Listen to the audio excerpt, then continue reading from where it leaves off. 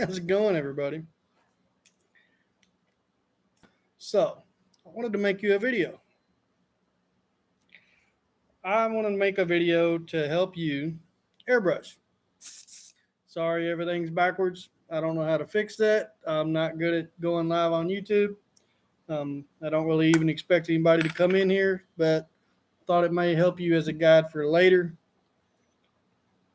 I want to go over some of the frequent questions I get. I'm going to try to not make the video too long, but I want to help you out. In case you don't know who I am Crazything. At Crazything Airbrush, Crazything Art. This is my shop. Welcome to my shop. I have stuff everywhere in here, but didn't figure you needed a distraction. But guys, I use an Iwata Eclipse top feed airbrush gun. I love these bad boys. They are the workhorse. They get down to my fine details. I will show you how to use it, show you how to clean it. I'm actually going to go over the cleaning part first because even though this one's pretty clean, I rinsed it out yesterday, but I wanted you to know these will go all the way down to your finest of details. Just a quick example, this little sloth license plate. Can you see how small the hairs are? It has no problem airbrushing down that small, that thin, no problem at all. So whatever you guys want to do, this will do it, okay? As long as you treat it right. I've had these for a long time, and they work like the day they were brand new, okay? Just got to treat them good. Cleanliness goes a long way, so I'm going to show you how to clean it first. The back here comes right off, okay? Personally, show you how I do it. When it's full of paint, I get as much of it out as I can, rinse it out several times, whatever you got to do. I use water. I use water-based paints. I use Createx water-based paints. Okay? So water-based paints, why put a bunch of chemicals in here? I don't need to. The things I'm going to show you, these are how I do things, and this is how I run my business and how I clean and how I airbrush. Well, I like to consider myself to be a pretty successful airbrush artist. I have worked all over the world. I love what I do, and I do it every day. So this is how I do things. Maybe it won't work for you, and that's okay. You can try something different. It's your art, not mine. I just want to give you a guide on how I do it and answer a lot of my questions that come to me a lot. So I clean stuff out with water. Let's say I've got the cup good and empty, everything I could reach, with like a rag or something. Don't use paper towels and Q-tips. Little pieces of those will get stuck in there. And I will spray out everything I can, sometimes 3, 4, 5 times, whatever I feel comfortable with, to get as much of the bulk out as possible. Okay, so guys, you need to be careful with this next part. This chuck right here, this holds your needle in. I'm going to loosen it. You can take it all the way off at this point if you want to. You don't have to. This needle is ready to come out. You need to make sure you pull it completely straight. Now, I don't know if you can pick it up on video or not, but there's a little bit of residual paint on the end of that needle. That tells me that even though I rinsed this out yesterday on a quick rinse, it's not the cleanest it could be. Okay. I like to have rags laying around. I keep several. Now this is very important, guys. Watch the end of that needle, okay? You have to be careful with the end of that needle. You will bend it very easily. All I'm doing is barely wiping it off. Sometimes you may get a spot where you need to use your fingernail if you need to, but you got to be real careful with the end of it. You bend it and, well, it's bent. Very hard to get them straight again. Sometimes you need to replace it or buy a new one. It does happen from time to time. But you want that needle to be straight and true as much as you can get it. Okay. Now, I take off this end, there is a piece in here that will come out. This is, if there was a way to really show you, you should be able to see all the way through that bad boy now. But if you watch this, this is what I call the heart. Okay. This is where paint will like to sit. Sometimes I'll take the lid and flip it upside down, pour water into it, like this, and I'll let that little dude soak in there for a minute while I clean up the rest of the airbrush gun. You don't have to tear this down like this all the time. Steven, how's it going? So I'm going to unscrew this part.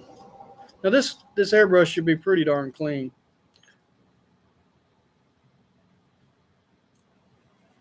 Okay, you should be able to visibly see if there's anything on it. But this is your inside of your airbrush gun. This is where your trigger rests up against this part here that pivots on the Iwata Eclipse. This part is actually attached. See that? And it's awesome because some of the cheaper guns, this part is not attached and it falls out and goes everywhere and is very hard. A good idea to clean your guns is have some sort of soft bristle brushes. You don't want them to be real stiff so they don't damage anything. This is pretty clean, but I'm just going to go over it real quick. Now, if you take this apart, this is spring loaded. There is a spring right here. Don't lose that. Goes right back together like that. Real easy, nice and spring loaded. And like I said, this one is clean. If everything's working properly in your airbrush gun, it should stay clean. You shouldn't have an issue with paint getting on this. If you do, then you have seal problems somewhere. You can brush inside here if you want to. Again, mine is pretty clean. With your needle and everything out of it, this trigger will come right out. See that? This little spot here? This is what goes down and controls your air. I'm just going to run the brush through here nice and gentle. You should never have to force anything. What's going on, Texas? You should never have to force anything. It's a good idea sometimes to just flush it with water. If you've got a mess in there and you need a cleaner, then so be it. But like I said, I'm giving you my recommendations, and my recommendations is water, because water will clean a fairly clean gun. It won't get out a bunch of dried up stuff, or you may have to soak it. You know, depends on how you treat them.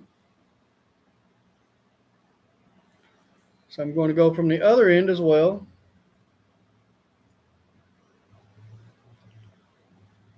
And I usually don't do this, but about once a week. And this is from somebody that airbrushes about 5 days a week, several hours a day. I may do a complete tear down on them once a week. Usually what happens is the inside of here, between here and here is a little spot that likes to hold paint, which, as you can see, has some in it. Instead of looking like this, it looks like this, where it's got paint on it. And it's just so difficult sometimes to get that little spot out. So I'm going to rinse it out some more. I keep some of my older rags laying down here on the floor. So if you see me dump, that's what I'm doing. You can do that also with a bucket, depending on your shop and your area and your workspace. But you want to keep brushing and keep brushing, however long it takes, nice and gentle. Keep brushing as many times as it takes to where everything looks clean, okay? If you put your brush in there and it comes out looking the same as it did when it went in, you're probably in good shape.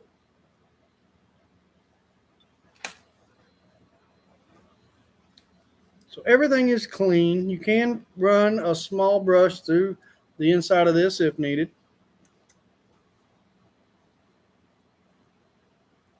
Just remember, don't force it. If you've got to force it, you're going to be doing damage. Now this, the heart, like I told you earlier, this is very important. Do not drop it. I'm going to put a brush in the back end of it, kind of twist it a little bit, make sure it's not too tight. Like I said, I'm just cleaning. Don't want to score it or anything like that. You guys can fast forward a little bit if you already know how to clean out your gun, or if you don't want to learn yet. If you want to fast forward a little bit to more of the instructional part of using the gun, that's fine too. I understand. I keep a spare needle. A spare needle. I put tape on the end of it so I cannot mix it up with anything else. How's it going, Bubba? Good to see you guys in here. I'm just doing a little tutorial video of some of the things that a lot of people ask me for. This is why I keep a spare needle, so that I can clean this out with something closer to its true size. So I will, nice and easy, you can feel. You go to put this needle in here and it doesn't go, then, don't force it. I just barely use it. And what I'll usually end up finding, if it'll focus, which I don't know if the camera will pick it up or not. Look at the very end of that, if you can see it. What I'll end up finding, you see those little specks on the end of my finger?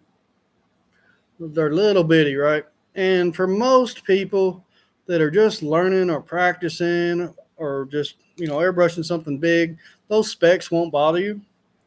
When you get into your detail work, those specks can hurt you. All right.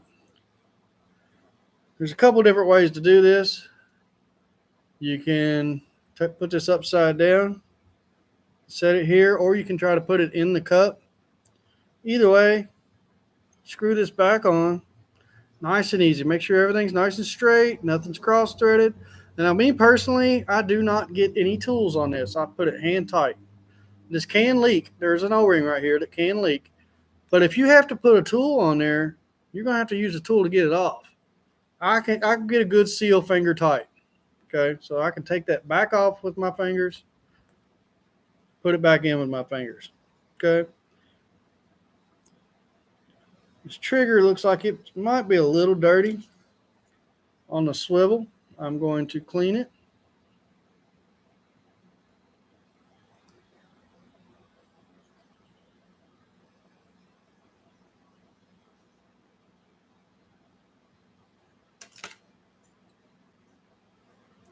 Now these have an indentation on the back as well. That indentation is the rear of the airbrush. Your spring-loaded piece, this pivot part goes up against your trigger. Okay. Screw this back in.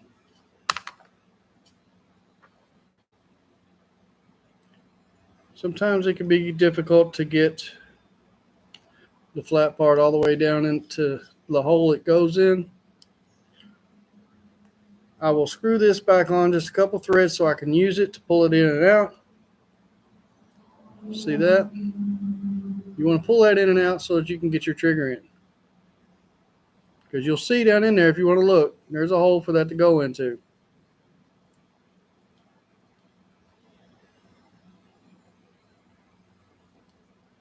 Trying to do it where you guys can see a little bit about what I'm doing. You'll know when it's in there.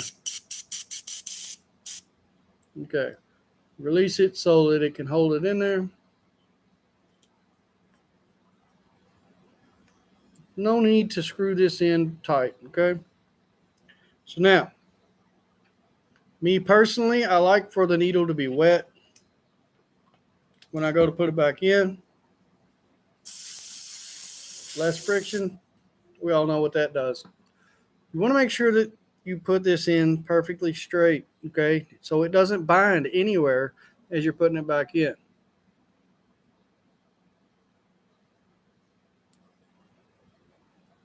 If this chuck's too tight, it won't go in. You should be able to do that right there. Give it a little love tap, make sure it's all the way in, tighten it up, okay? Tighten that up. We're good to go. So now, how this functions. Got a nice, clean airbrush gun. Bubba Z, I'm doing fantastic. Thanks for asking. I've got a nice, clean airbrush gun. For the moment, I've got water in it so I can show you guys what it does. This is your air control. You need an air compressor that is going to give you consistently 25 to 30 psi. Okay. Myself, I have a large one in my shop right here. That is a 60-gallon DeWalt air compressor. Has no problem delivering all the air and more that I need. You can also use smaller ones, not a problem. As long as they will run 25 to 30 psi, then you won't have any issues. Okay, so that's what that is. This is your air control up and down. Okay, now here comes the cool part. This is what makes these a double action airbrush gun.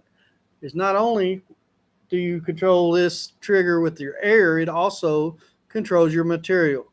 So your air will come up from the bottom. Once the trigger is pushed, it will release the air to push out and around that heart, that cone that I told you about. So now, when you pull back and down at the same time, like the down and back motion, it opens it up so that your material can now come out. Okay? It's pretty simple. I'm sure it didn't take you long to figure that out. But it takes a little bit of finesse to get it to go from a big stream like this, because that's full on, right? That's blowing it out, all the pressure, and the trigger all the way back, right? That's what it should look like. Now watch this. See how little it is? Big. Little. Barely can see it. It's there. It's coming out. Big. See that difference? That finesse, that little bit of difference in that trigger control, okay?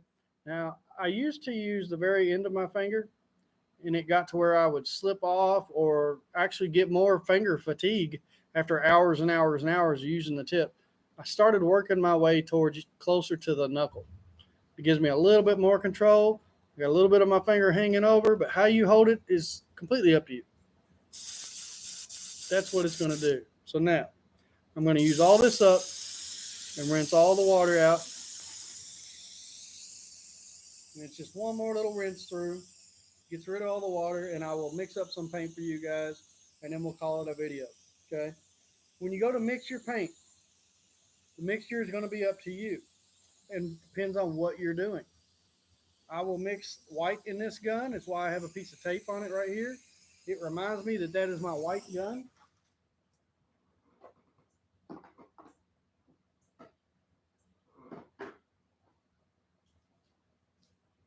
This one here is the one I use for black. It does not have any tape on it. They're both the same thing, same make and model. There we go. We are empty. You could hear the difference too, couldn't you? If you couldn't rewind it, check it out. You could hear it when it ran out. It'd be the same way with paint. You'd be running along, and then all of a sudden, like, hey, what happened? No, it's not stopped up. You ran out. Okay, so if you're going to airbrush like a shirt or a fabric, you don't have to reduce it near as much, in my opinion. If you're going to spray something just full on, cover it with paint, you can do that right out of the bottle. One thing I always say is you make sure you shake your paint. I just used this yesterday. I'm still going to shake my paint, okay?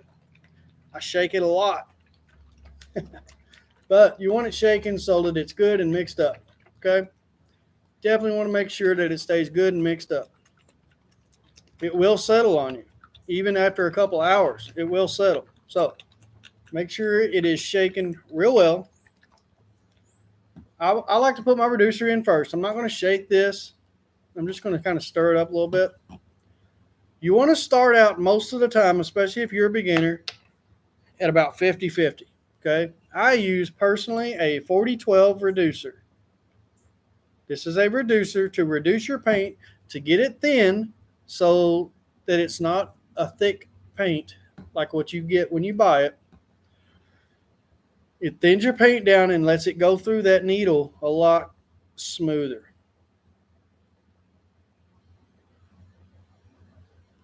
It's quite a small hole that it has to go through, guys. See if we can focus on the end of that needle up there by my ear. See it come and go? That is a very, very small hole to go through. Right. So you usually need to reduce it if you're going to do any detail work.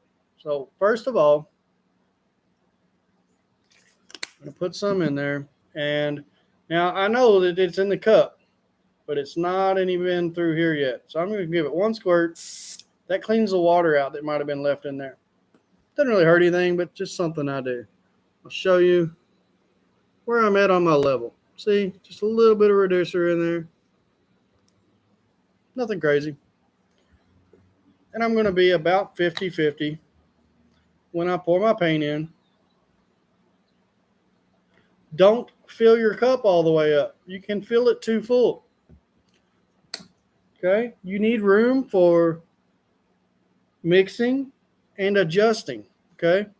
If I need to adjust this, let's say I need to go thinner. Well, I can't if I overfilled it, right? So don't overfill it. You can always add to it. It's a lot easier to add to it than wasting paint and trying to get rid of it. I like to have a spare brush laying around to mix this up with. Now you can put your lid on and just shake the fire out of it if you want to. That's one way to mix it. Some people will pour them into other bottles so that they can get accurate measurements and measure it that way. That'll work as well. It's completely up to you.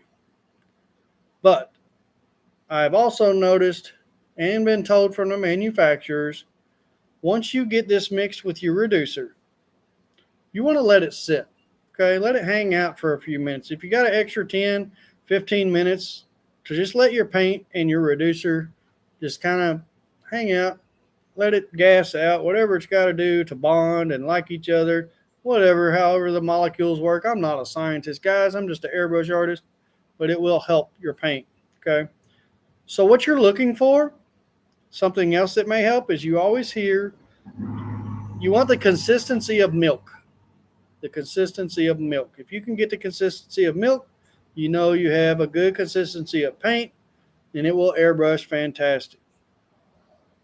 Okay. We'll lay this paintbrush over here on a rag. So if you look, I've got a nice consistency that I'm trying not to spill on my laptop.